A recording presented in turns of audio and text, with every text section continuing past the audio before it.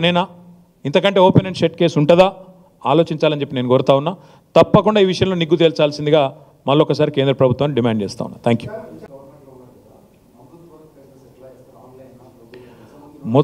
మొత్తంగా నేను అనేది ఒకటే బ్రదర్, ఒకసారి కేంద్ర ప్రభుత్వం ఇందులో, ఎందుకంటే వాళ్ళ పైసలు ఇవి, స్పష్టంగా విచారణ జరిపిస్తే మొత్తం పూసగుచ్చినట్టు, ఇప్పుడు నువ్వు అడుగుతున్నా కానీ చాలా అనుమానాలు ఉన్నాయి, అన్నీ కూడా పూసగుచ్చినట్టు బయటకు వస్తాయి. నేను అనేదల్లో ఒకటే బ్రదర్, ఇది నేను బయట పెట్టింది టిప్ ఆఫ్ ద ఐస్బర్గ్.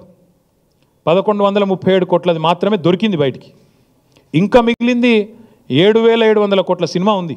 అందుకే అంటున్నాను నేను, ఇది 8888 కోట్ల కుంభకోణం. 8888 మొత్తం 8888 కోట్లు ఏదైతే ఉందో ఇది మొత్తం నిగ్గు తేల్చాలంటే మొదలు ఫస్ట్ రద్దు చేయండి, అన్ని టెండర్లు రద్దు చేయండి. చేసి ఏ రకంగా ఇవాళ ఒక షాడో కంపెనీని అడ్డం పెట్టుకొని అందులోకి మళ్ళీ ముఖ్యమంత్రి కంపెనీ ఎట్లా దూరింది, ఆఫీస్ ఆఫ్ ప్రాఫిట్ రాదా, ఆ సెక్షన్లు అట్రాక్ట్ కావా, ఇవన్నీ కూడా ప్రజలు చూస్తున్నారు. నిజంగా కాంగ్రెస్ ముఖ్యమంత్రి మీద బీజేపీకి ప్రేమ లేకపోతే ఎందుకు రద్దు చేయరండి? ఎందుకు ఎంక్వైరీ చేయరు? చేయాలి కదా. వాళ్ళ శాసనసభా పక్ష నాయకుడే లేవనెత్తిండి ఇది మొదలు, నేను కాదు. ఏలేటి మహేశ్వర్ రెడ్డి నాకు తెలిసి నెల కిందనో 2 నెలల కిందనో మాట్లాడండి ఈ సబ్జెక్టు. విచారణకు ఆదేశించినరా?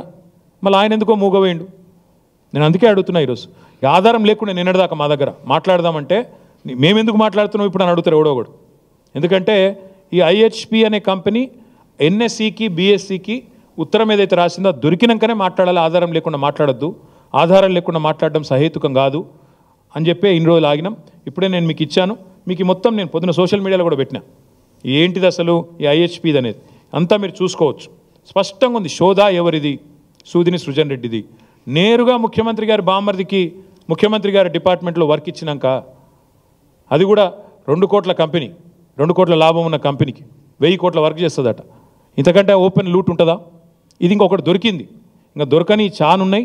దొరకబడతాం, ప్రజల్లో ఎండగడతాం, ఇడిచిపెట్టాం. ఇప్పుడే చెప్పిన కదా నేను, 4th city Bhagavatam, 4 brothers Bhagavatam బయట పెడతాం. అదే మాదిరిగా హైడ్రా అడ్డం పెట్టుకుని ఎన్నెన్ని బెదిరింపులు చేస్తున్నారో అది బయట పెడతాం.